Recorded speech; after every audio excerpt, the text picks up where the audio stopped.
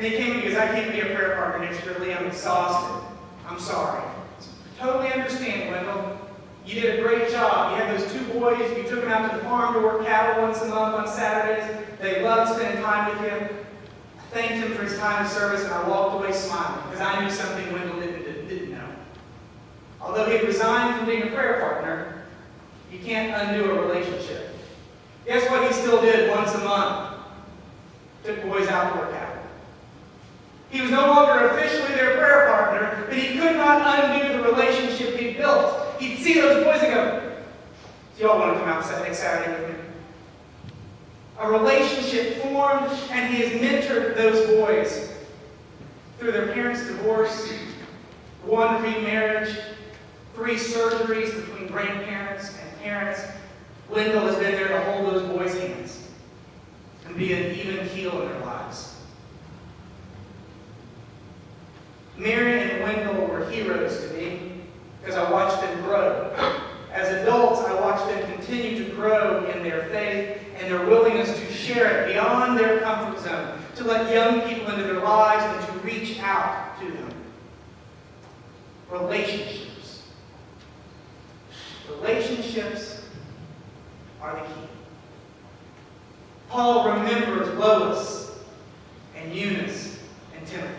The passing down of faith from one generation to the next in church, we're called to do it. And families can't do it alone. So I want you to look around. Take a moment and don't look at me, look at the people around you. Some of them sitting in the pew next to you.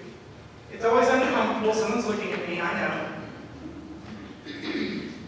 Youth and kids especially, look around at these adults.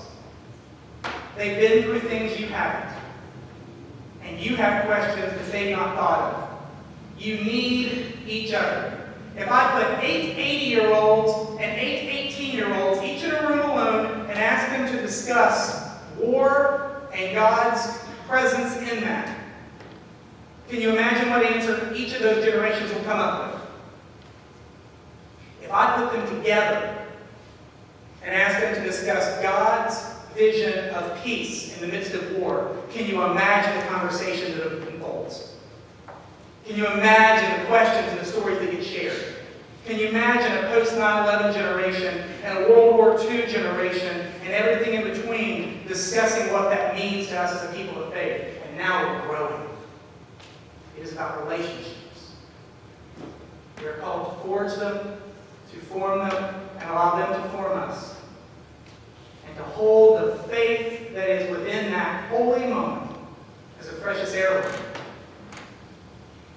Who will you share it with?